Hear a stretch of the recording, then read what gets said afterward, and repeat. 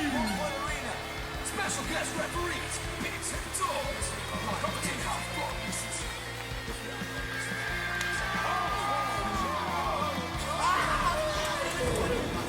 You get hurt from a pep fight. You take a full wallop in the face, man. Can you tilt it slightly forward? Only a little bit. Whoa, whoa. So back. That's perfect. That's how it normally is, like that. Now that we've done all the adjustments, time for another episode of The Real Wrestling Show. Dash Dog! And with The Real Wrestling Show, for The Real Wrestling Show, AEW. We're real wrestling fans, doing a show for the real wrestling fans about a product we feel is the Real Wrestling Show. Which is AEW. So, on here, what we do is we talk Dark, we talk Dynamite, but which this week we will do in a pay-per-view, which is Fight for the Fallen 2020. And we'll also be discussing the news. And rumours! I always forget the rumours part. So, yeah, we'll be starting off with Dark, and we had 1, 2, 3, 4, 5, 6, 7, 8 matches this week. So, yeah, we didn't actually discuss which one of us is going to talk through them, so... One after the other, is it? Yeah, might as well, man. You can start it off. Then first of all, we had a 20... Well, they were all 20-minute time limits on Dark this week. We had Raquel Chanel, and Diamante versus Brandy and Ali. Raquel Chanel's fucking shit, man. Oh, she's terrible. She's awful. Oh, she's fucking terrible. Fucking terrible. Nice high knee by Ali to start off. I like the way Brandy rolled through on the snapmare. Mm-hmm. Well, that was pretty cool. Yeah. And it went as well. Brandy pulls Ali out of the corner to save her from getting a flying drop kick by Diamante. Yep. And then, yeah, pretty much the spear at the end then. Yep, the only things I got is Ali started out protecting Brandy from the beginning when she was going to get jumped. Nice face break buster by Ali, saving Brandy obviously. Nice hot tag. Ali stepped... when Ali hit the Luthez Prez on Diamante, as she jumped over, she kicked Chanel right in the face, fucking proper palmed her in the face with her foot. So yeah, but then yeah. What she gets for being shit. Yeah. Beastly super kick by Brandy. Spear finish Brandy. Yeah. I went with Ali, man of the match. I went with Diamante. And after the match, Ali and Brandy reluctantly hug. And I had one moment. Yeah. One. Yeah, agreed. One moment. Next match was Robert Anthony versus Ricky Starks in a 20-minute time limit. It wasn't a bad little match, this one. It was okay. Like, Ricky Starks definitely got shown off on you. Started off nice back and forth. I believe it was the arm lock they were fighting with, and Rob Anthony actually wins the hold, which is always nice to see that back and forth. Big clothesline by Robert Anthony and another by Starks. Robert Anthony's was a running clothesline, which was harsh, but Starks put just as much power from a standing one. That was nice. Big spear by Starks. Swinging neckbreaker looked great from Starks. It was like a real showman way of like doing it. Old school, man. Old school as fuck. There was another move that he did then, but I wasn't sure exactly what it was. I couldn't think. But Taz called it a Tilt-a-Whirl Jones. Okay. Did a night release Northern Lights as well? It might have been that. Anthony catches him in a Romero special and then does a unique slam at the end of it by kind of stretching his legs and slamming him down. That was very cool. Robert Anthony has him in the fireman's lift, squashes his neck in the corner, squashes his head on the corner. Don't know if you noticed that. In a fireman carry. And then Starks hits a kind of reverse dominator finish, which I don't know what it's actually called, but that was sick. And that was the end of the match. Yeah. Do you have any more? No, it's on point, bro. It's good, man. It was a decent little match, I was. Man of the match for me, Starks. Yeah, agreed. And I had 2 moments. I had to count my fingers then. 4 moments. After the match, Starks goes up to Taz, fist bumps. Nice match. Robert Anthony could be a good addition to AEW as the ultimate put over guy. So promo. Then we had Spears, basically saying that he believes in himself. Yeah. Nice little promo that was. Pretty good. Yeah, I think they're doing the right moves with Sean Spears at the moment, I think. Yeah. Finally found that niche of his. And, moving on, yeah? Yeah. Next up, we had Sean Dean, Will Hobbs, and Joe Alonso versus 3, 4, and 5 from the Dark Order in a 6-man tag. Which was Alex Reynolds, John Silver, and Alan Angel. Yeah. Quite a hard-hitting match, this one. A nice triple team moonsault by Dark Order. That's my last notes. Yeah. You better keep it off then, bro. Big follow-away slam by Hobbs. Very powerful and impactful. High clothesline, can't remember who it was from. I think it was from Alan Angel to Alonso. Caught him in his neck. Nice dive out to the outside by Dean. Very full of energy. Dean was then chucked into the guardrail. Terrible ground attack by Alan, where he was literally laying on him and just slamming the floor with his hands. Fucking terrible. Sean Dean took some big kicks in this match. Sick triple team by Dark Order. Sick. So I'm up to where you now. Nice spine buster and power slam by Hobbs. Yeah. Ring snapper into double flipping destroyer DDT by Dark Order. That was sick, mate. I will put one more note in there before you finish up. Alan Angels, I think it was Alan Angels who did the move. He did a spin kick, and he caught Will Hobbs in the face, full force, mate. Proper caught him in the face. Clock. Like, if you watch it back, you can see it just go. Like I liked, I mean. So yeah, it was a hard-hitting match, I felt like. Great match. Yeah. The win, and I went with Alan Angels, man of the match. I went with Alan Angels too, and I had 7 moments. Really? Yeah. I had 2. That's because you're fucking working. Next match was another 20-minute time limit, and it was between Michael Naka, could be a while, Zawa, versus Marco Stunt from Jurassic Express. Starts off the match, Nakazawa doesn't take Marco Stunt seriously. Takes out his baby oil, throws it into the crowd. Running drop kicks to Naka were quite nice by Marco Stunt. Nice drop kick on the ropes by Naka. No, nice drop where he picks up Marco and like kind of drops him on his front. That was quite nice. Yeah. Then he decides that he needs the baby oil, so he covers Marco Stunt in it on the floor and then does a slip senton splash. Beastie Samoa drop by Naka. That was proper heavy. That was. Marco hits Naka's own thong into his own face for the finish. I felt like this match was a bit of a joke, but I think that was the whole intention of it. Yeah. So, did you have anything else? No, I mean, no, not really. I got a big football tackle by Nakazawa. That's it. Yeah. That's the only thing. Nakazawa man of the match for me. Yep, Nakazawa wins. Nakazawa man of the match, and I didn't have any moments. I had 2 moments. You had 0. So next match, moving on. Brady Pierce and Pineapple Pete Peter Pineapple versus Lufa and Serpentico. Now, before this match happened, I thought, excellent. A job was going to get a win, yeah? Did you? Well, yeah. Because they are going to get a win, innit? Yeah.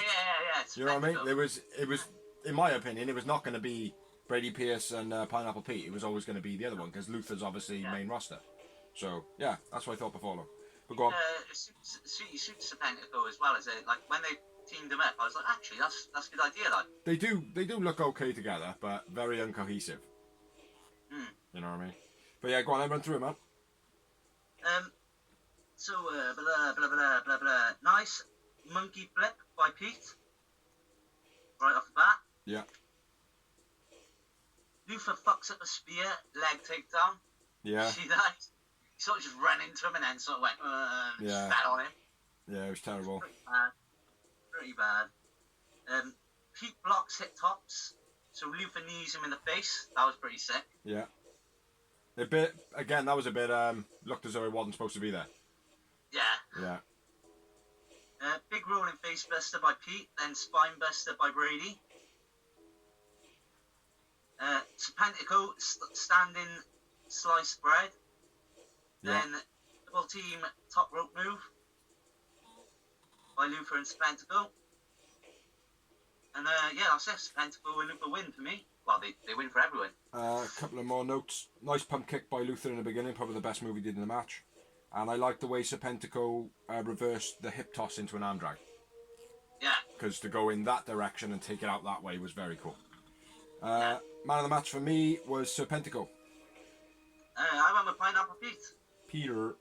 Peter got his first man of the moment, man of the match. Yeah, like I said at the beginning, it's the first jobber to get a win, which was Serpentico. Yeah. I had one moment. And I snap one moment.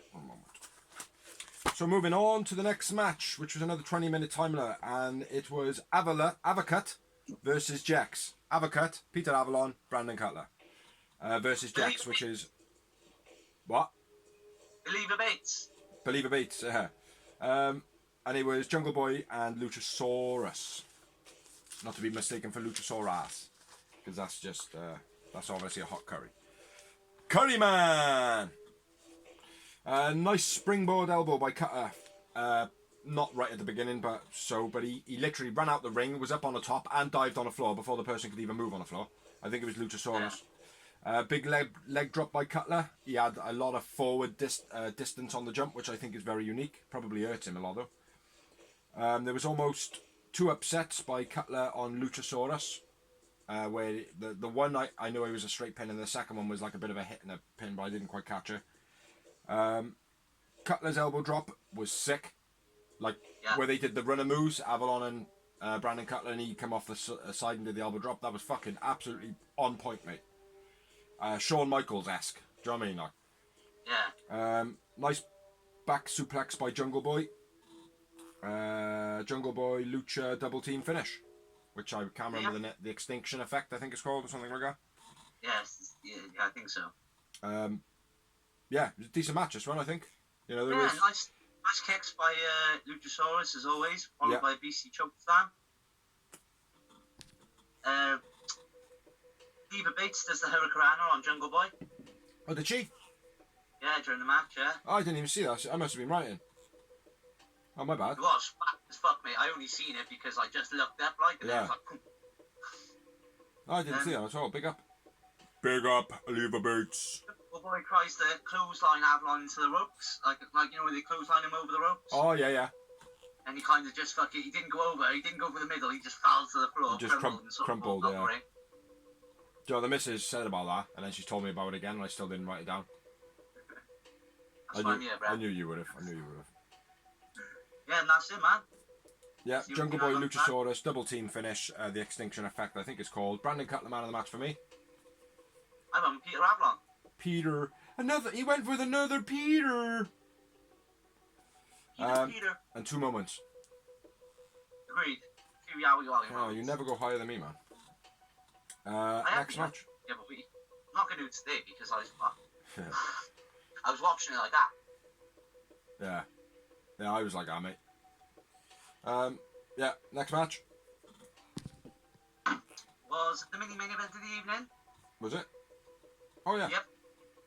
7 matches. It was Brian Cage with Taz versus Brian Pillman Jr. And not to be mistaken for a chemist. He's not a pill man. 7 matches. Yeah, not to be mistaken for a chemist. He is not a pill man. He is Pillman. Like he's like not gold man. Release German suplex by Cage, nice. First note, beast. Nice diving drop kick through the ropes by Pillman, that was beasty. Second note, nice. Suplex on the outside. Was that catching him? Where he caught him in the suplex? I'm not sure. Yeah, Pillman jumps off the apron into the suplex. Probably. Yeah. Yeah, it's not the outside. Yeah. Because then he powerbombs him into the post. Yeah. Yeah. And then, Drill core! Then, drill core by Cage. Cage wins. Yeah. Cage man of the match. Cage man of the match. 1 moment. One moment. And after the match, he comes back in, hits him with another 2 power bombs and then an F5. I'm right in thinking it's an F5 on it. Yeah. Yeah. Yeah, so that's the end of Dark. Nice and quick this week. We're trying to get it down so the videos are not as long. You know, hopefully, because it's free, we'll give you enough information so you can go online and recheck them yourself. So you can check them out on YouTube's Tuesdays midnight in the UK. So best to watch on Wednesdays and then watch Dynamite or pay-per-views on Thursday. So yeah, moving on swiftly to Fight for the Fallen, baby! That's what I was going to say, man. That's what I was going to say. Fight for the Fallen. And all proceeds go to charity. Yeah, they all go to... Sorry, go on. Obviously, normally the gate, as in ticket sales, would have brought a lot of money to the foundations that they're supporting, but since they couldn't do that, the Khan family actually donated $1 million in March. Which we touched on in the news last week. Yeah, and they've got a T-shirt out as well that all proceeds go towards. It's the Florida Fund basically for COVID. They're there. Yeah, basically. Yeah. It's not worldwide, but it wouldn't make sense to go worldwide. You know what I mean? No. So yeah, there was 5 matches on this show. Doesn't sound like a lot, but it was a very very entertaining show. There was I believe there was a couple of moments on it that weren't so great, but nothing to let the show down. No. So started off with the TNT title match, which was a 20-minute time limit, I believe. Yeah, they always have TNT titles. I wasn't sure if they changed it up or whatever. And it was Cody versus Sonny Kiss. Yeah. Big entrance for Sonny Kiss again, pay-per-view. Yeah. Doing his jiggery dance. Dan Hansen as always. Yep. I think that big entrance, even though he did it on the last pay-per-view that Sonny Kiss was on, I think it was last year's Fight for the Fallen actually. He did the big entrance for that as well, and he choreographed it himself and everything. But I think it was more felt this time because obviously that prick online, the gay bash, like, do you know what I mean? So it's kind of like, fuck you, man, we'll rub it in your face, do you know what I mean? Yeah. So yeah, good energy from Sonny, fair play. My first note, Cody big kick and a suplex on the rope, then posing. Yeah, right off the bat, Yeah. fucking smash, mash, quick. And then giving it slap all that. Hands by doing the whole cocky, arrogant thing. Yeah. And Hanson's like, well, fuck you doing, bro, come on. Get your head out your ass. Yeah. Well, I don't know. I think that was a little bit after Cody fucked up when he went to chuck him out the ring, I think it was, or something, and Sonny kind of bounced down the ropes. Yeah. Next note: disaster kick, no contact whatsoever. Yeah. He didn't make contact at all. Cody reversing the springboard or the flick flack, whatever you want to call it. Sonny Kiss's backflips into the slap, and he reversed it into a full Nelson submission, which is nice to see. Yeah. You know, the whole arms up, fucking, rather than just grab him in it, slam him into something else. Do you know what I mean? Like, because a full Nelson is a real effective hold. You know. So yeah, nice to see him using that. Someone's rocking that now. Is it a finisher? I can't remember who it is though. Chris Adonis. It was, yeah. Nice suplex by Sonny. Oh, it was a belly to back. The belly to back suplex, that was quite nice. Yeah, top rope Hurricane too. That was sweet. The axe kick by Sonny, always a beast as well, man. It always looks like it's got so much force. You know? Yeah. It must be like said to the other wrestler, right, when this comes down, you need to just tense your stomach, like, and just take it, like, do you know what I mean? Yeah. Because how do you stop a straight leg from hitting you as hard, like, do you know what I mean? If it's the front, you can pull your foot back. But if it's locked out like that, so you're like that, there's nothing to stop the power. Yeah. You know what I mean? So, yeah, but beautiful, man. Absolute beautiful kick and suits Sonny Kiss down to the ground. Sonny Kiss goes for the split drop off the top rope. Cody moves out the way. I don't know if I've written that as a note so we know where we are. I don't know if you got anything before or after. Is that before he hits the 450? Just before, yeah. Sonny hits him with the crossroads just before the 450. Yeah. Not a great looking crossroads either. Cody actually made his own move look bad. So, Yeah, then the 4-5-0 by Sonny. Which, I gotta be fair, looked so slow, man. Like, he looked as though he went... Do you know what I mean? It was weird, man. But yeah, it's very cool. And Cody repeats the Alabama Slam. Just before that was on the ramp, wasn't it? The Alabama Slam. Yeah. The whole bit where Sonny kind of gets him in a headlock with his legs and then climbs up the ropes and then just goes to throw it. Like, it was such a failure. The whole setup to that, to throwing him outside, was terrible. Terrible. But yeah, then the Alabama Slam onto the ramp to Sonny by Cody. Which they did pad up the ramp this week. Oh, did they? I didn't notice that. They put an extra layer. You could see the carpet was a lot more plush. Gory Buster by Cody, Beast. I thought it was the Widow's Peak, but got it. Yeah, that's right. Yeah, Gory Buster, Widow's Peak, same thing, I think. Yeah, Widow's Peak's a women's one, isn't it? Like, Yeah. I don't know what that says. Cody does a crossface, not good. Just before that, big suplex to Sonny as well. But yeah, did his crossface, not great at all. It was weak, wasn't it? Yeah, Cody then hits a bad guy move, takes off the turnbuckle. Yeah. And then takes the hit himself. Gets thrown into it by Sonny. Which is cool.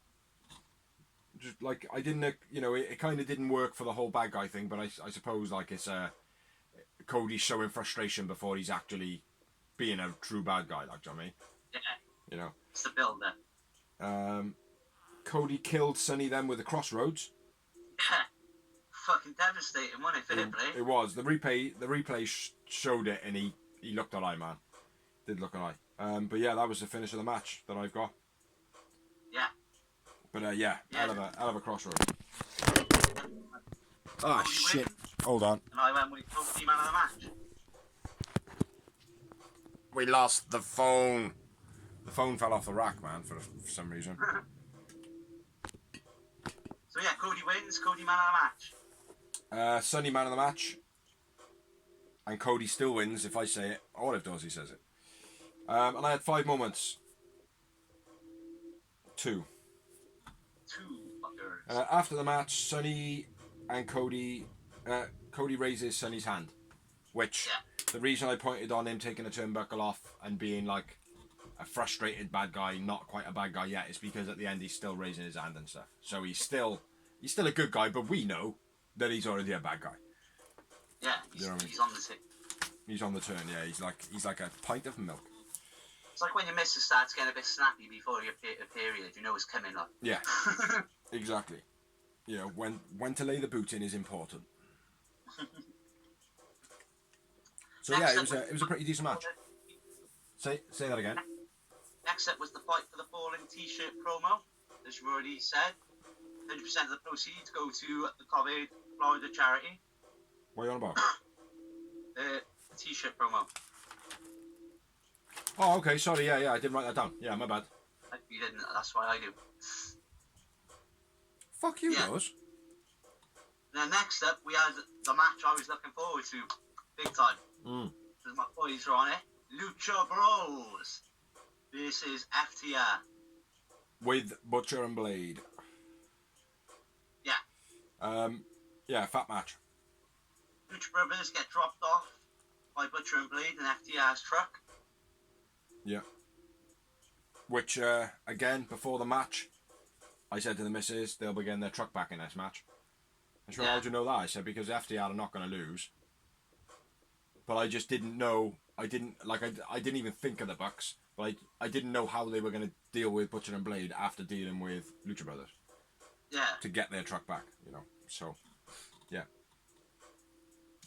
Match started off nice test of elbows by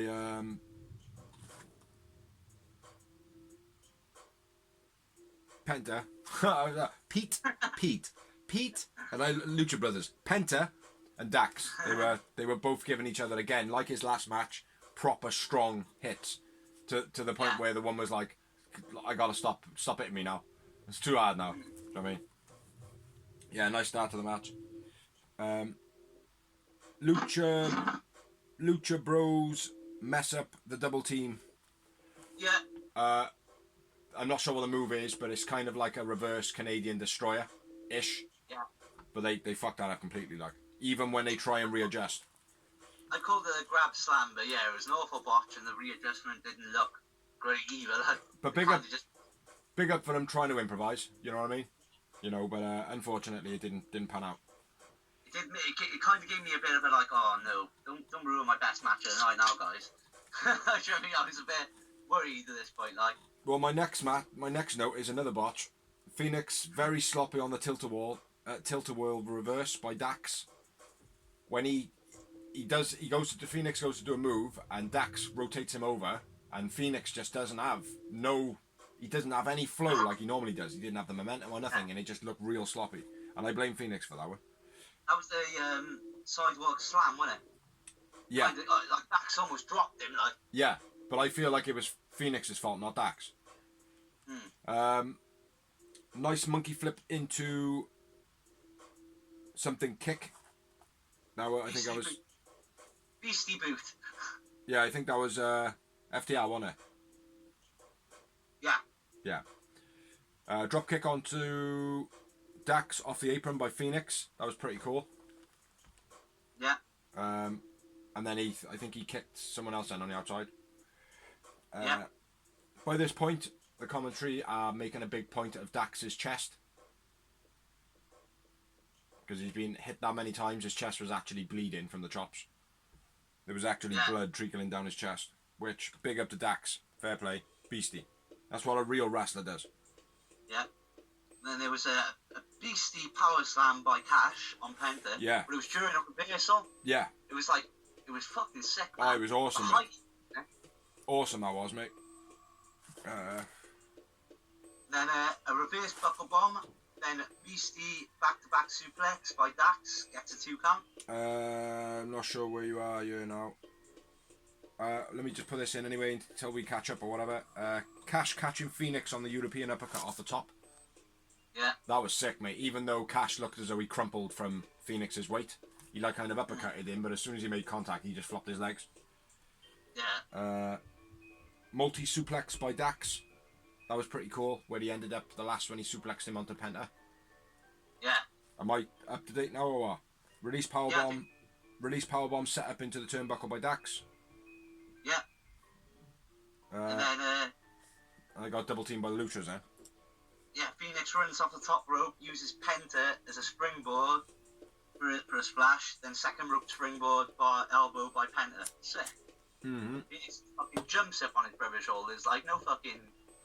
Yeah. No dude nothing, just springboards up onto his shoulders and then bam. Yeah. Fucking beast. They are fucking amazing, man. Next note, Cash reversing Phoenix. Phoenix went for the Hurricane, I believe, or something like that, and he reverses him into a powerbomb. That was very sick. Yeah. By Cash, yeah. Nice dives off the corner by Cash and Phoenix. Both of them are blocked, showing that like, oh yeah, we're quite evenly matched. Yeah. So I thought suited the match well. And then Cash flying DDT from the ring to the outside. I was beast. just gonna say Dax and Phoenix are outside of the ring at this point now. Cash diving, swinging DDT, beastie. Don't see that very often. Yeah. Phoenix off the top to the outside. Huh? Phoenix off the top to the outside. Yeah.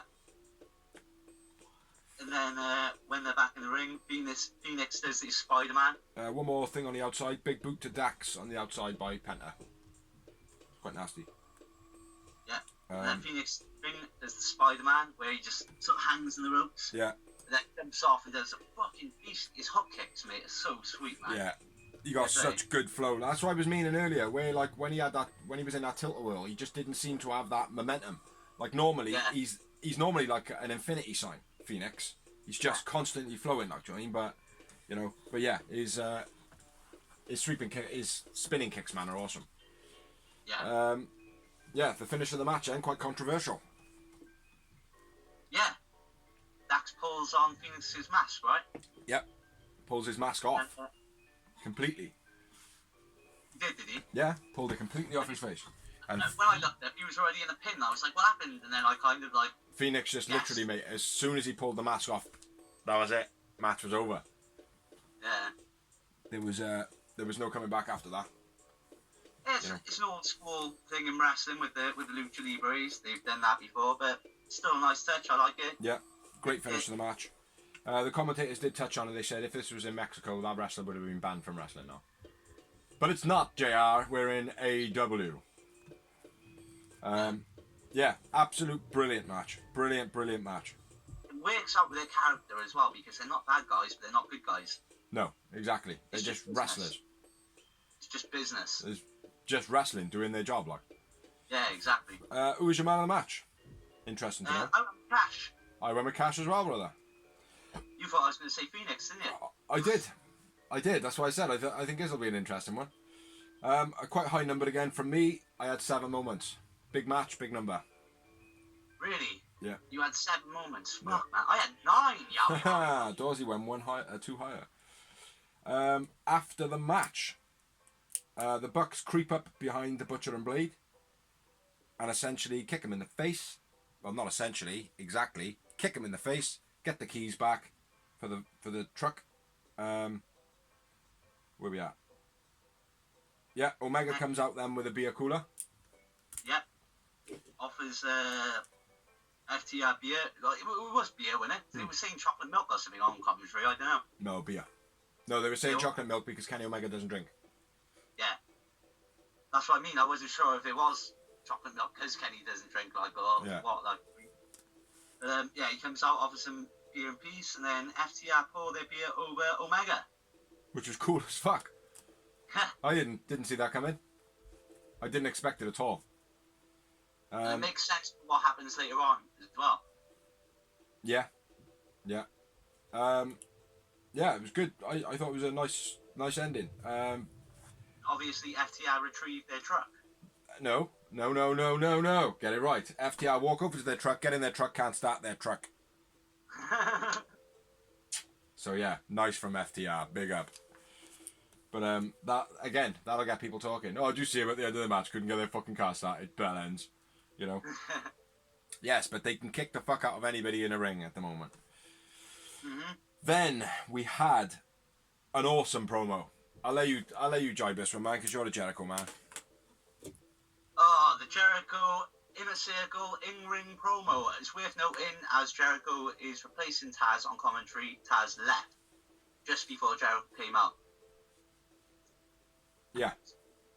He did indeed. So Jericho spouting off as he normally does. You ain't getting a rematch, Orange Cassidy. I whooped your ass. You're lucky that you've been in the ring with a legend. Now you've got to say the one time ever. Blah, blah, blah. You ain't getting no rematch, boy! Great promo as Jericho does. We all know he's fucking sick. Big up my boy, Jericho, Bubbly Club. Put over Orange amazing. He put Orange over amazing. Yeah, he did, mate. He's fucking sick. And then, as we all knew, Orange Cassidy comes down. From the stadium rampway? Doesn't say fuck all, just rolls up the thumb, thumbs up, semi-thumbs up, semi-thumbs down, orange shoots from the ceiling all over the inner circle. Again, a very old thing that's been done before, but who cares, as long as it's done well, I don't mind. Exactly, it fitted well. Mm-hmm. Like there was, like, sometimes in the other company they drop shit on people for no reason whatsoever, just for the reaction. But this, it made sense. Do you know what I mean? Yeah. The fact that Jericho's been coming out the last couple of weeks with bottles of orange juice and pouring it over him and oranges in a bag and stuff like that, you know, it's come full circle. And it just made Jericho's commentary even more fucking hilarious all night long. Yeah. So Jericho gets orange juice dumped all over him, asks for a towel. They throw him an Orange Cassidy towel. They throw him a towel and he wipes his face, and then it's a big picture of Orange Cassidy's face, which fucking genius. I was laughing my head off. I think Genius. Jericho's the best guy, right, that can put over a guy while staying at the same level. Yeah. It doesn't hurt his credibility whatsoever. Like, no, exactly. It ups his credibility. Yeah. It's just, everyone just looks at Jericho and goes, oh, what a chameleon. What a chameleon. Do you know what I mean? So, yeah. Absolutely brilliant promo. You know, if the promos were rated, that would definitely be a 5-star promo. Easily. Yeah. Do you know what I mean? Like in the memes that are going to come out of it, of Jericho, like just like covered in orange juice. So yeah. Yeah, brilliant promo. Moving on to another promo. And it was Jax, Jurassic Express, laughing at the Inner Circle. And then Luchasaurus laughing at the Inner Circle because Jericho, blah, blah, blah, orange juice. Which obviously was going to set up for a match. You know? And that's the way it should be. You know? No match is just pulled out of thin air. You know what I mean? Yeah. Yeah, and then Luchasaurus finishes a promo by saying, "Let's get serious. Let's do this," which was a bit odd, you know. But yeah, it was an okay promo. Then we had Jericho coming up onto commentary. Yep. Covered in juicy Come on, orange. Sticky! Look at me! I'm covered in orange juice in a $7,000 jacket, man! Gia, do something about this! Shut up, Excalibur, you idiot! Yeah, he was fucking wicked, mate. He was so entertaining. Yeah, and then Excalibur. Just get me a bottle of vodka and I can just squeeze my jacket out and we can have some sex at the beach. Is that what he said? Yeah. I didn't hear him say that.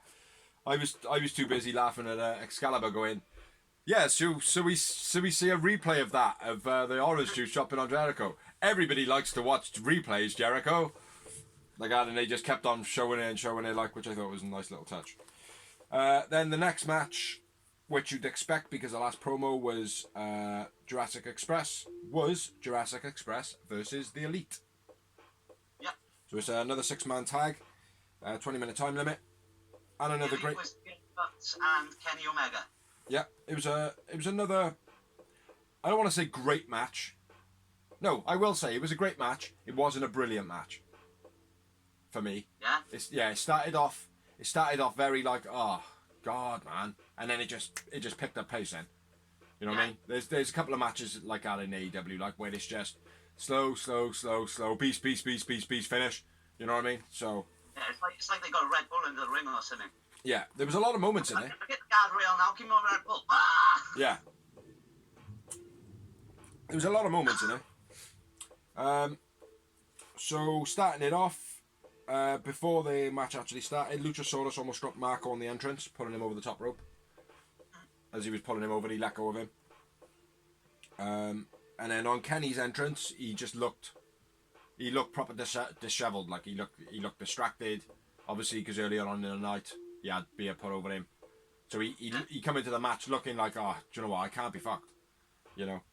So, yeah, get into the match then. My first note, Jungle Boy and Nick back and forth arm drags to start the match. Yeah, and then the next point is Nick goes for a face buster, but Jungle Boy flips out of it. That was sweet. Kind of like the way they do on an RKO. Yeah, when I watched it, I actually thought the move was executed. So I was just about to write, like, cause I even thought, oh, that was a sick face buster, like, do you know what I mean? Like, but then as I went down to look, I could see Jungle Boy get back up. I was mid-sentence, fucking hell.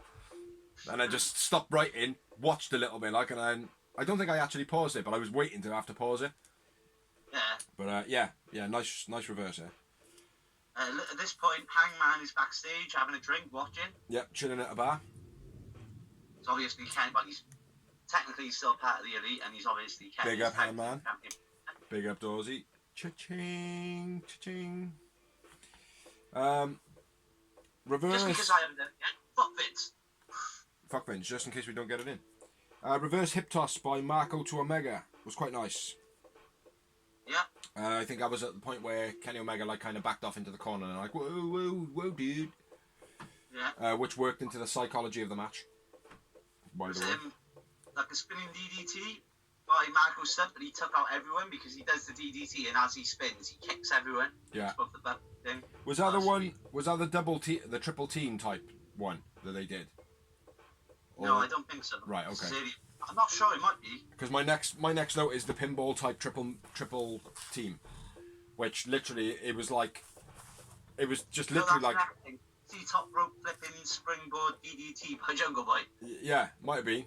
But Luchasaurus, Marco, and Jungle Boy were in there, and they all like kind of set each other up. Like, Luchasaurus, like, set Marco up on someone's shoulders and then sent Jungle Boy off, who kicked somebody, who then fell into somebody else, and Marco dropped someone down, and then Luchasaurus finished off with, like, a moonsault or something. It was fucking awesome. Fucking awesome. I say fucking too much, but fucking awesome. Fucking awesome. Yeah, after that, Nick takes Marco's head off on the apron. When Nick does his run of 3 or 4 moves, when he, like, you know, when he finishes it off with some dives. Yeah, he kicked Marco right clean in the face. Not Marco like, took a in this one. He did. Not like Will Hobbs took a kick in the face, but it was, you know, it was just noticeable, you know. Yeah. Yeah. Kick, choke slam and flip by Luchasaurus was it? Yeah. My next note's Kenny's dive to the outside. Well, at this point, FTR joined Hangman backstage for a drink. Yeah. Which is also interesting. Yes. Well, that's an ongoing thing now. Because last week, obviously, with the Kenny thing, when he was like, well, why did you have to pour the beer out?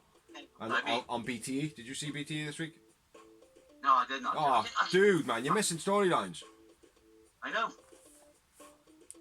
You gotta watch it.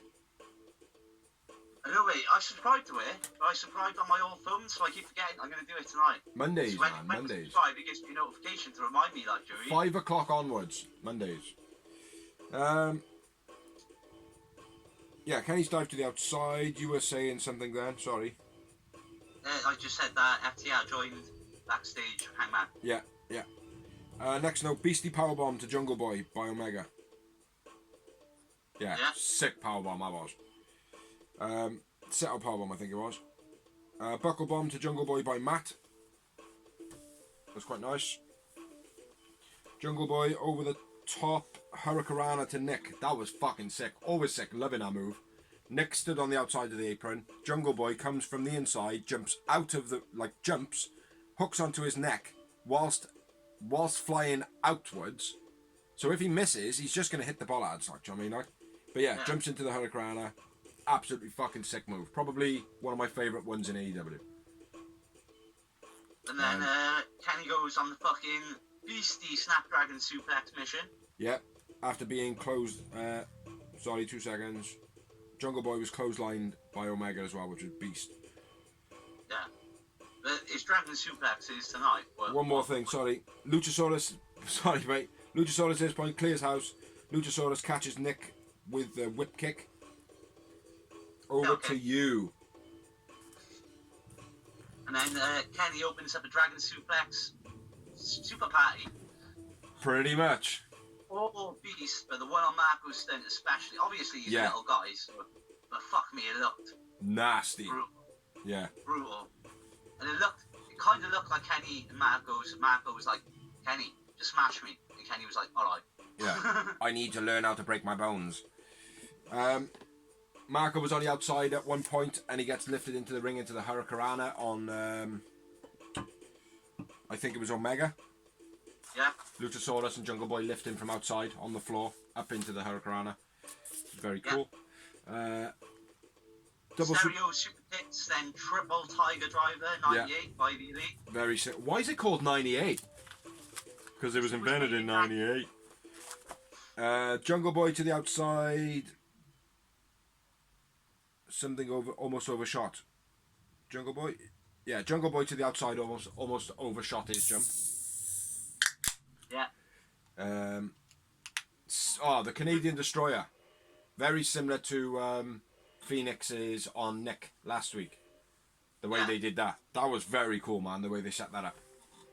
Yeah. But sick Canadian Destroyer by Marco to Nick from the outside to the inside. So it was a super Canadian Destroyer. Yeah.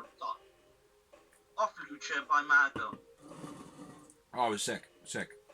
Yeah.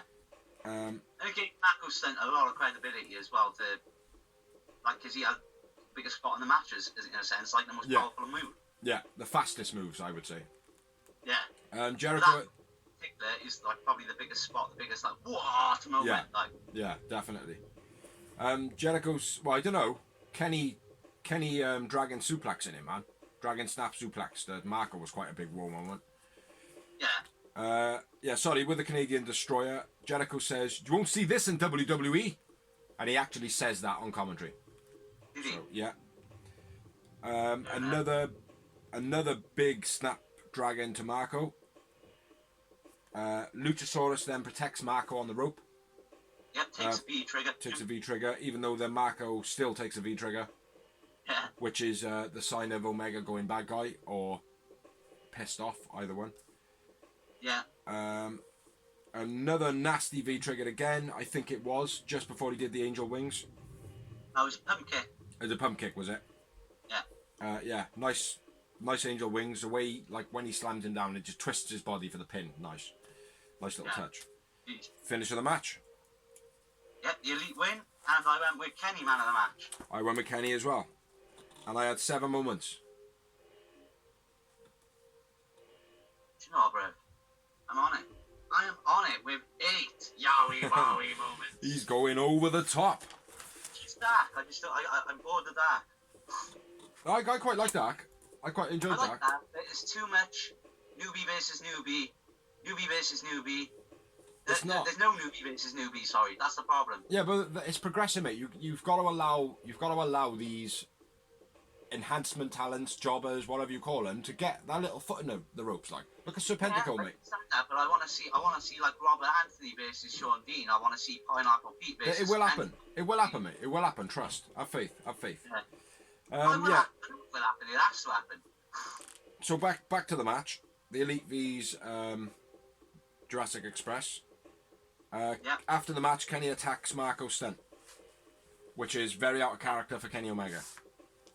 Very out of character, and he was smiling about it as well, like a Randy Orton. And going, oops, shouldn't have done that. Yeah. And then the teams argue amongst themselves, blah blah blah, schmackety. Decent match, very decent match. Yeah. Yeah. So moving on, we had a promo. Alex Marvez interviews Shida backstage. And she issues an open challenge. Did she? Yes, to anybody. Anybody that thinks they're tough enough, bring it on. Oh yeah, because they said the top 4 contenders are currently out, isn't they? Yeah. Whether they can't travel, or they're suspended, or they're injured. Actually, I've written a question mark here, so I'm not 100% certain about that, by the sound of it. By the looks of it. But yeah, it certainly sounded like an open challenge. Rio can't travel. Mm-hmm. Penelope Ford's here, but she recently had one. Yeah, she just had a title shot. Nyla Rose. Big Swall's suspended. Mm. And so is the Alien. She's injured as well. Yeah, Britt Baker's out as well. The Alien. So, yeah. The Alien. I'm an alien. Yeah, Shida with Alex Marvez issuing an open challenge from what I gathered. Then we had another promo, which was John Moxley saying his last week was a bit shit, and says that he's gonna tear the bicep off Brian Cage's arm. Yeah. Because if I can't do the paradigm shift, I might as well just break his muscles. Which I totally respect, man, when you think about it. It's kind of like, well, okay, yeah, he is a bit of a beast. Like, you keep saying this stuff that I can't do and all that. So I went home and I thought about what I can do. And I thought that I can just rip his arm to bits. How about that, Taz? Ha ha ha! And then walks off like, do you know what I mean? Genius. So yeah, beautiful promo by Mox. Then we move on to the last but one match of the evening for some reason. And it was a 20-minute time limit between the debut of Ali and Brandy, who have already wrestled together previously as the Nightmare Sisters, versus 2 jobbers. It was one of them. That's what they said. One of them was an NXT reject. Okay. I don't mean reject. I mean releasee, I should say. Which was MJ Jenkins. Yeah. So it was Ali and Brandy with Dustin Rhodes versus Kenzie Page versus MJ Jenkins making her debut. Why was it even there? Why was it this high up on the card? Why the fuck? It should have been the second match, shouldn't it? It should have been the pre-show match.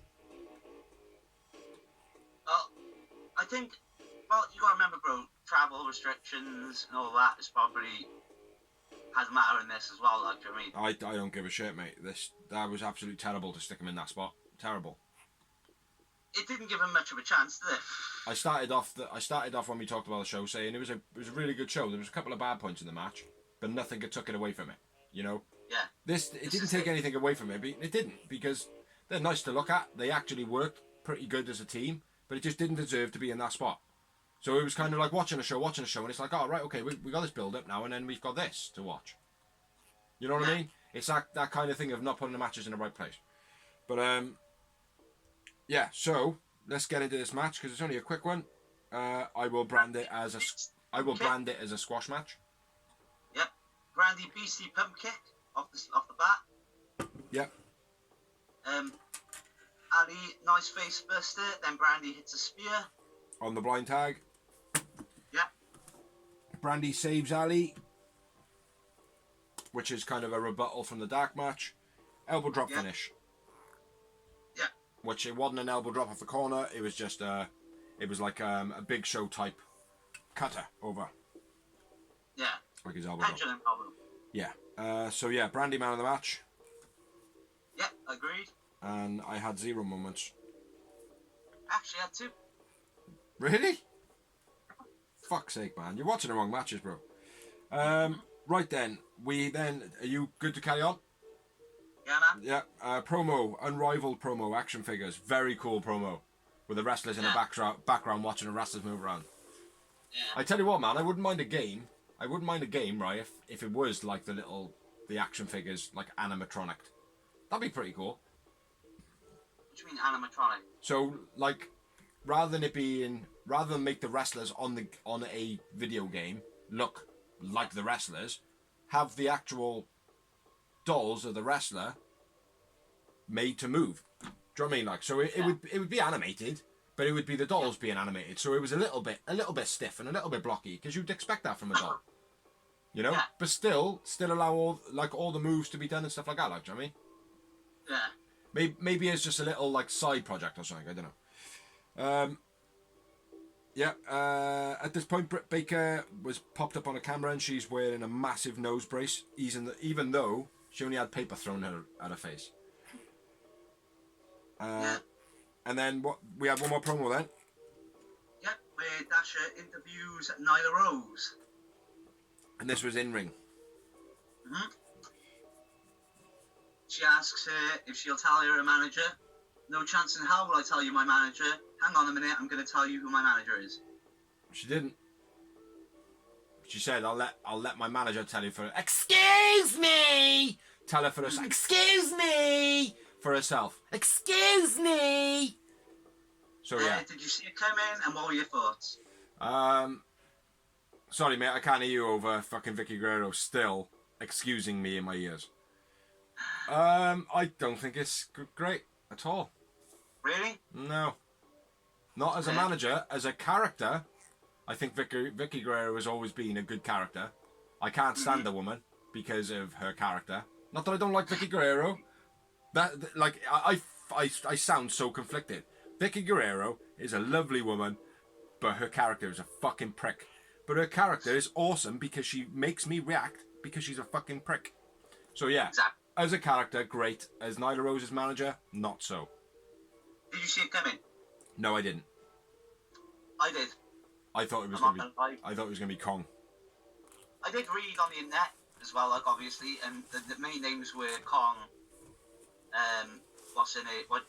Vicky, and Jake the Snake is the other one. Yeah, I didn't think it was gonna be Jake the Snake. I did have an inkling it might have been Taz. Yeah, Taz could have done. Well, I think, but I'm not bothered by it. I think it's I like Vicky Guerrero as a character. I think she's a good signing, and I think she will do well as a manager. Actually, Yeah. she's so vocal and annoying and screeching. I know, but has she got anything real to offer? Well, Nyla Rose, right? Here's the thing: Nyla Rose doesn't need the type of manager which is physically going to get involved because she's physical in it. She just needs someone to be smart, lie, cheat, and steal. Yeah, I suppose. I lie, I cheat, I steal. We'll see. It could be work. It could work out. But I wrote poo at the end of it. So, you can say they're moving on to next week's matches or whatever. I just said it. So moving on to next week, we've got an open title challenge, TNT title match. Cody defending his title against a mystery opponent. Hangman Page versus 5 with Brody Lee. Ivelisse versus Diamante, which is sick because they're both good wrestlers. I know Ivelisse from Lucha Underground, and I know Diamante from Impact. MJF in action with Wardlow. Then we got a Falls Count Anywhere match. Young Bucks versus Butcher and Blade. That should be good, that. Yeah. And then we got Jurassic Express being Luchasaurus and Jungle Boy versus Chris Jericho and Jake Hager. Nice. And then we're down to the main event of the Alrighty. Which was a 60-minute time limit. And it was for the AEW World Heavyweight Championship of the World.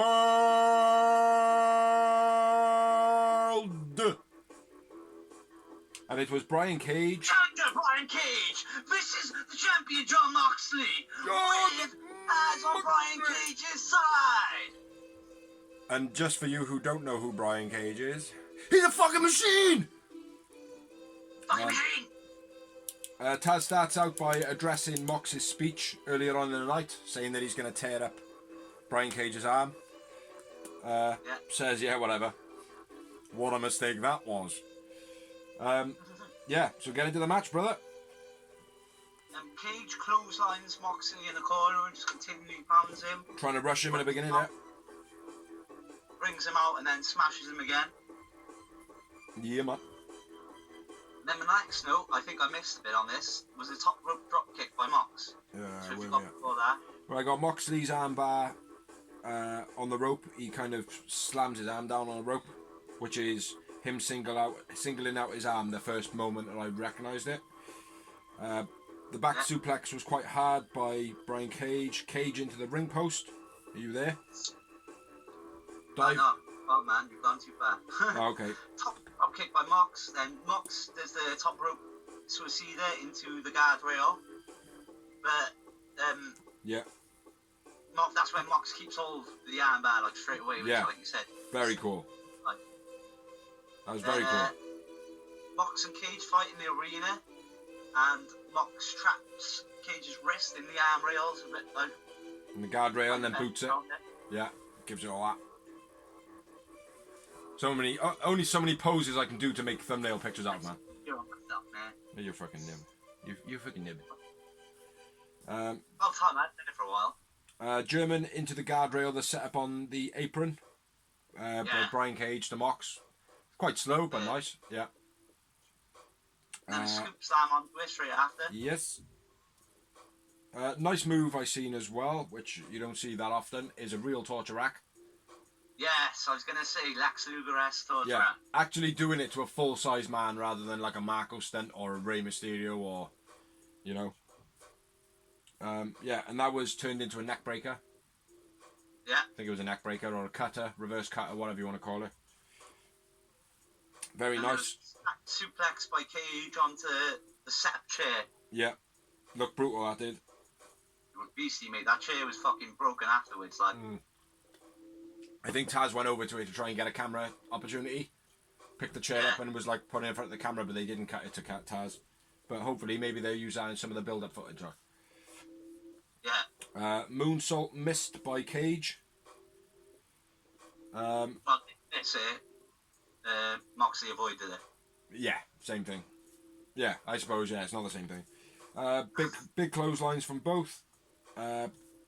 Moxley hits him with a paradigm shift. Yeah, wow. No, DDT. it was a double underhook, wasn't it, really? Yeah. But not gripped in. He kicks out of that. Probably a paradigm shift on commentary, which I was happy with. They did. Oh, they did, They did. What Excalibur They called sucked it. Excalibur called it a paradigm shift. Fuck you, Excalibur, I'm with Jericho. Shut up, bitch. Yeah. Cage kicks out of the pin. The submission, then into a buckle bomb on Mox. Where we at? Yeah, go on. Oh, sorry, there was a superplex by Mox just before that. Yeah. And then Cage gets out of a submission, then buckle bombs Mox. Mox counters a drill claw into an armbar, which was real sweet as well. Yeah.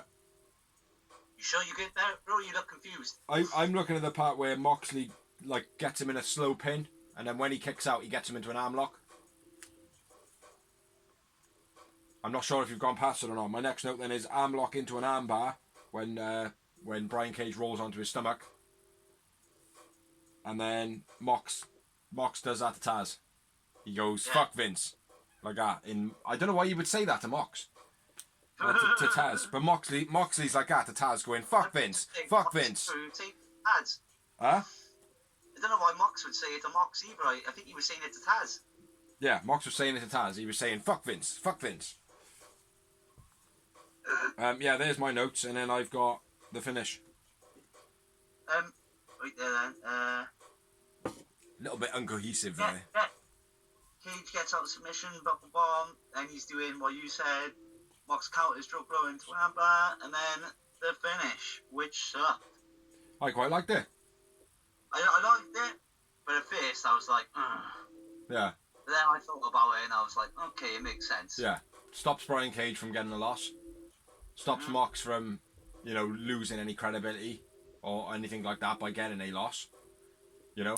It also made sense where he's protecting his investment. It kind of puts Brian Cage down ever so slightly, in the sense of, Brian Cage can say to Taz now, "Oh, well, you didn't have faith in me," or whatever, and he'd be like, "I will prove it. Prove that I can have faith in you," or whatever. And then Brian Cage go on a fucking monstrous beastie mode, like. So, yeah, Taz throws in a towel to finish the match, and it was an orange towel, but not an Orange Cassidy towel.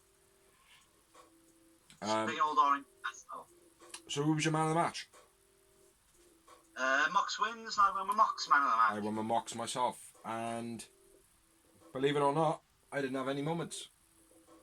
Really? I didn't have a single one. Not that it was a bad match. It wasn't a bad match. It was pretty decent. It was just a very typical wrestling match. It was, yeah. There was nothing standout spectacular in it. Yeah. But I went with 3 Yowie Wowie moments. 3 Yowie. After the match, Cage hits Mox with the FTW belt. Yeah. And the lights go out. And then we're all expecting, who from WWE has just been released is going to turn up on Fight for the Fallen, and it's Darby Allin. Which was just as cool. Not as cool as... You sounded really down then. I was really down. Yeah. You were Santino. Yeah. Yeah. Santino. No, but it was like, it was cool, but not as cool as if it was a new face like EC3 or Eric Young. They're not free. They're not quite free yet. Wednesday. Midnight Wednesday, yeah. Oh, yeah, I suppose, yeah. But still, it would have been nice to see, But it didn't happen. It was Darby Allin who jumped off the top rope with a skateboard into Brian Cage's neck. Which is another which has been building. Darby said from day one, like, since the ladder match, I got to get my revenge on that guy. Yeah. And it was a nice return. It was a nice return because it doesn't feel like Darby Allin was injured because he keeps doing crazy stuff online. Hopefully, he has been cleared from the speaking out thing because I don't think Tony Khan would put him on TV. Yeah. If there was any truth in it. No, exactly. My final note on this match was a bit of a stale match, but Mox kept it interesting with the dissection of Cage's anatomy, basically. Yeah. So the fact that he did work on his arm and he made that interesting. So, but before we move on, go on. As Darby Allin did attack him, Cage is still trying to come back. security, Taz, pull him back, stop him. Blah, blah.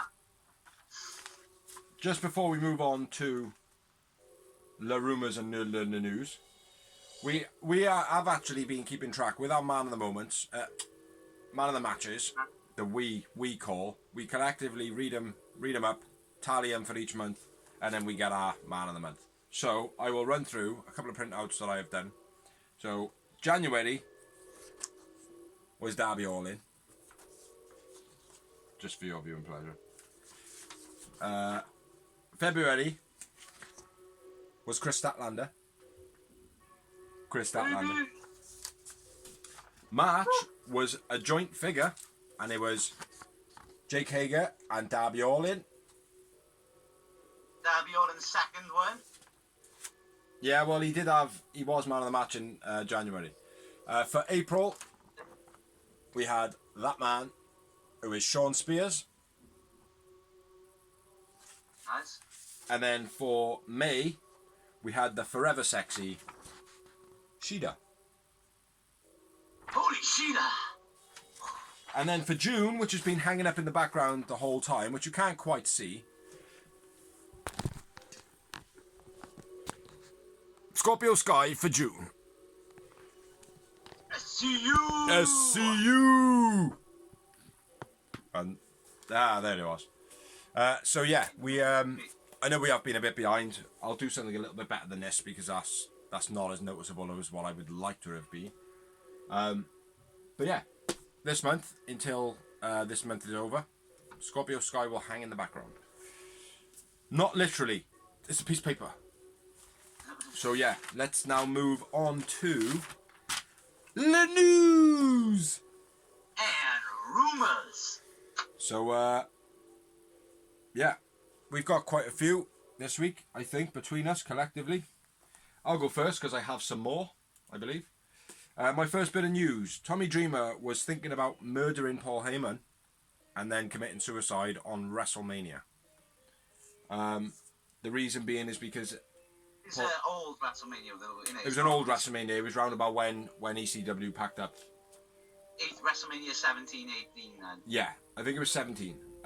Tommy Dreamer basically was depressed because Paul Heyman didn't do everything in his power to stop ECW from going under, and he also was lying to the roster when he was actually working for Vince. So Tommy Dreamer went a bit mental. So yeah, glad you didn't do it, Tommy. Glad you didn't do it. Yeah, me too. Next up, I've got FTR have only signed short-term contracts. Handshake agreement. Really? That's what I've heard. Yep, handshake agreement. Well, I've read they've got like short-term contracts, and the reason they've kept them, they've also had beef with apparently with a few of the AEW wrestlers about it. So obviously AEW, most of the wrestlers are like an ECW brand, committed to the cause. We want AEW to succeed. And yeah.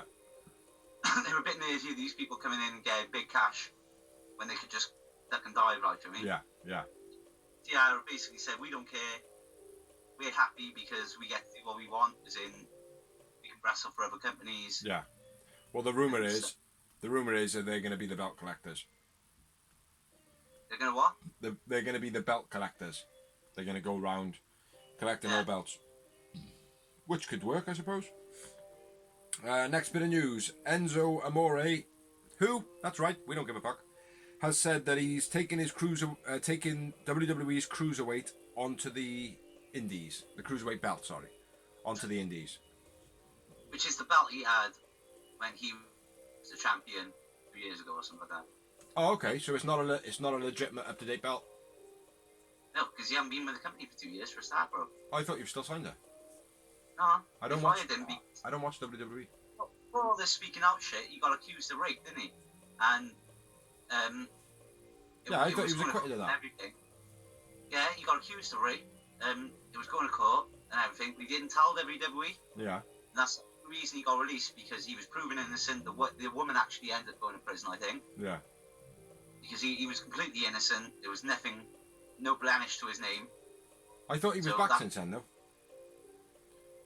Huh? I thought he was back. I thought he'd been back since then. They released him.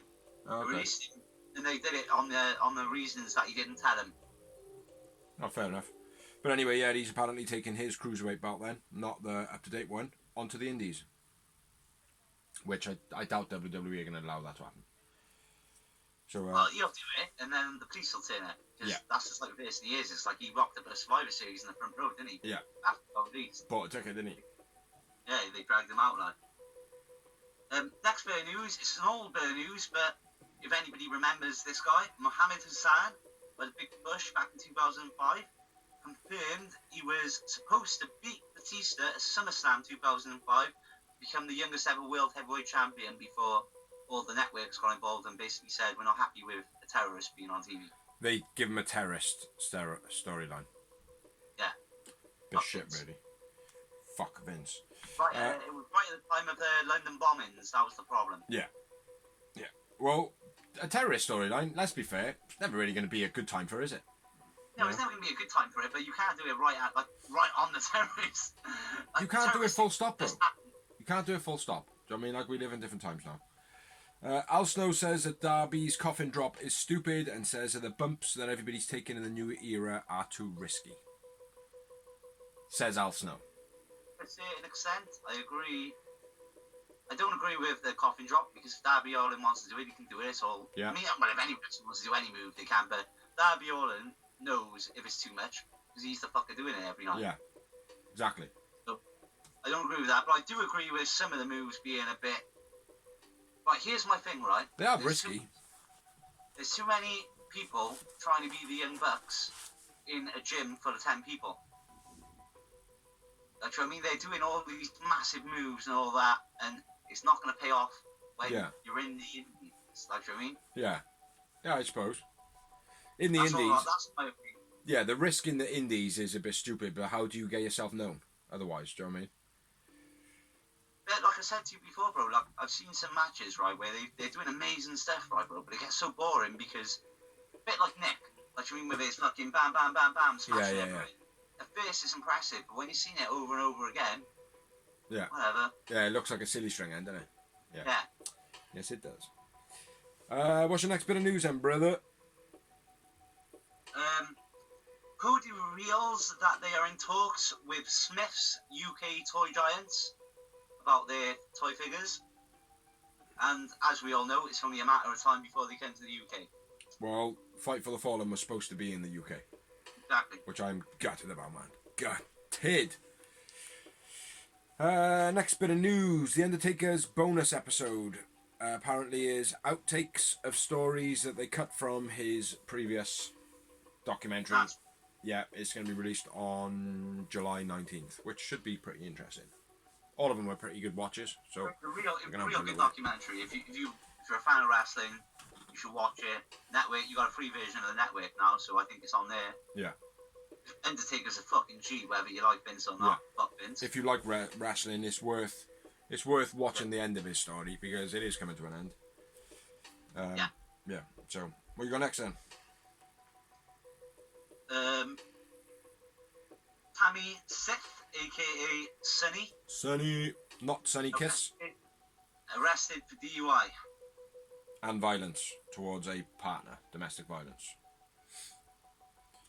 Nyla Rose once signed autographs before she was a wrestler, being mistaken for Tamina. Did you get that off Unrestricted? Maybe. It might have been, yeah. Because I've started listening to it. I've got like 15 minutes left. Yeah, I think it might have been actually, yeah. Not the most recent one. No, it might have been someone else. No, I read it somewhere else. Okay. Yeah, I read it and I knew someone else. But yeah, it probably was, yeah. But basically, she's like looking around for like kind of guidance off people, and DJZ says to her like, he's like, "What are you doing?" She's like, "I don't know," and he's like, "Ah, cool." And she just carried on signing autographs as Nyla Rose, not as Tamina. But people start forming a queue thinking that she's Tamina. So yeah.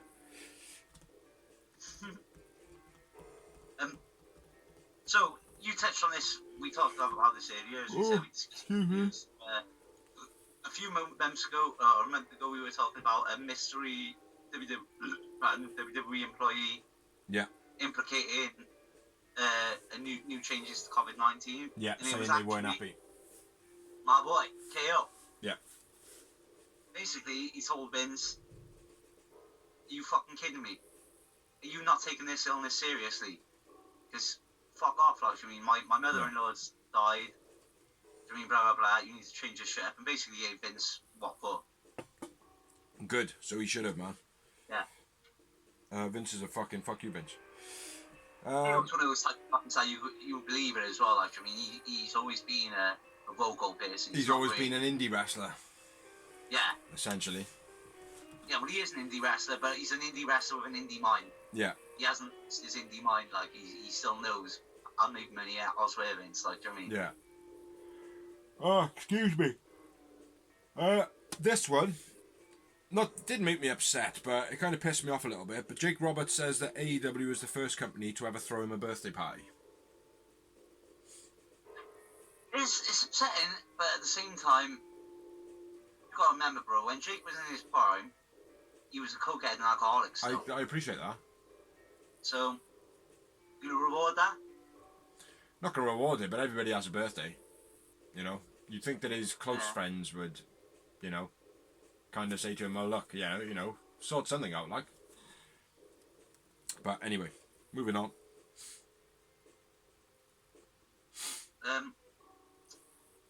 Have you got? I didn't. I thought I didn't have it written down. I missed it earlier, but I have. I've got the Cody Rhodes CM Punk. Yeah, go on. You got that? So if you want to take. No, you carry on, man. You take that. So Cody Rhodes reveals that CM Punk was wanted, but he wanted far too much money. Yeah, astronomical money is the quote. Which Which I said in the first place, if you look back in the blogs, I was like, if CM Punk comes, they're going to have to pay him Hulk Hogan wages. Yeah, I don't want CM Punk in AEW. I don't anymore. Next bit of news then. He's racist, didn't he? You what? He called AJ Styles a racist. Yeah, he's a fucking idiot, man. He just does stuff for the pop, like, for the cheap pop. Rusev tests positive for COVID. And Lana's mum and dad. Miro, I think he's called Miro now, isn't he? Miro, yeah. Yeah, we said that last week. Yeah, but Rusev tests positive for COVID. Lana's mum and dad have got it, so potentially you could have either got it from there or probably from the lack of fuck Vince's company basically doing tests for COVID. So that basically wipes him out of turning up on Impact on the pay-per-view like they've been advertising. yeah, that ain't gonna happen anytime soon. Well, not advertising, but, you know, dropping hints. What you got next? Oh, I can't stop yawning. Oh, excuse me. Teases move to AEW. Who? Thunder Rosa. She is currently the NWA Women's Champion. Because, moving on to the next bit of news, which you've got written down. NWA supposedly closing doors permanently. That's a speculation, but Billy Corgan has squashed that news. And anybody that has been released from NWA have been released, but there are still wrestlers under contract. Yeah. So I don't know who that is. I think what's happened is he's offered them whether they can go or not. Yeah. He said, right, I can't employ you until next year. Really. Yeah. I can give you a little bit of money, like a furlough pay, but if you really want to work and get your name out there, you need to fuck off. Yeah, you need to go elsewhere. Like. When we open doors again, you're welcome back. Yeah. Yeah, I think that would be the smart move, like. Cody puts a prick face fan in his place, due to the homophobic slurs on Sonny Kiss. Now, we've touched on this before. It happened with Nyla Rose. It's happened with... who else was there? There was someone else that people were slamming. But get over your fucking selves, man. If the guy's gay, he's gay. If the guy wants to fuck Cody in the face with his ass as his finishing move, let it be so. Who gives a shit? It's entertaining. Do you know what I mean? I shot my missus, she kicked off because she's into all this rude pop. I don't know if you ever heard. Yeah, my missus likes him as well, yeah. Transvestite, and she was like, he might not even be gay, he's just a tran. Yeah. It doesn't make a difference if he's gay or not. Doesn't make a difference. I'm not watching him because he's gay or he's a tran or he's this or he's that. I'm watching him because he's a good athlete in the ring. Exactly. He's an awesome wrestler. You know? So yeah, whoever that fan was, you're a fucking idiot. Grow up. Join Vince. Fuck you. Yeah. Fuck you. What you got next? Tony Khan reveals he will sign familiar faces, which is pretty obvious. Yeah, that's what we hope to see. Will Ospreay says that he contemplated suicide, which is not surprising considering he's been touching up women inappropriately. Moving on. He wasn't touching him up. His best mate got accused of rape. Yeah, so he blacklisted the bird. He blacklisted, yeah. Yeah. Still. Just as No, guilty. Just as So guilty. naughty, yeah. What you got? Last bit of news from me was, again, my boy Kevin Owens tried to go back to NXT even before AEW. He was like, look, I'm kind of wasting away. I'm not wasting away, but I'm not really doing what I want to be doing on the main roster. Yeah. Why can't I go back to NXT and make it better again? Well, Yeah. not again, but help keep rising it. Yeah. Then when the AEW started, it became a serious talk up until the point where Kevin Owens was actually talking to Vince McMahon. But Vince was like, no, you still got to stay on the main roster. Yeah. Wow, it's fucking shit. And touching on that, WWE Raw hit its lowest ever ratings figures in history. Big up Vince. Should I tell you why? Because Raw is fucking shit at the Yeah. moment. I fall asleep every week. I'm not surprised. Every week. 3 more bits of news. DDP exposed to COVID-19, but he hasn't actually had a positive test. So there is a little bit of swirly whatever around that. Like NWA supposedly closing doors permanently. We've already touched on that. And one more bit of news. Tony Schiavone was not on Fight for the Fallen because his COVID tests for that day were delayed coming back. So no major medical whatever. So yeah. So that's the end of the news and rumours. Oh, Dorsey's joined the 4 horsemen. Nope, the 2 horsemen. The 1 horseman. So yeah, that's everything we got this week. We've tried to keep it as short as possible because obviously we are aware that they do go on for a long time. And thank you anybody who does watch it to this point. Probably nobody, but there we go. I watch it to this point. Yeah, thank you everybody who shares. Thank you everybody who likes. Thank you everybody that lets us share. Thank you to anybody that's helped us make the blog. Thank you to anybody that's paid for these t-shirts. And if you want to pay for more t-shirts, it's shopaew.com. ShopAEW.com. Yeah, so buy us shit, send us shit. Yeah, that's pretty much it. So yeah, that's the end of the blog. So I shall fuck off now and go do some editing and do another one next week. So as he just said, Fuck off, bitches.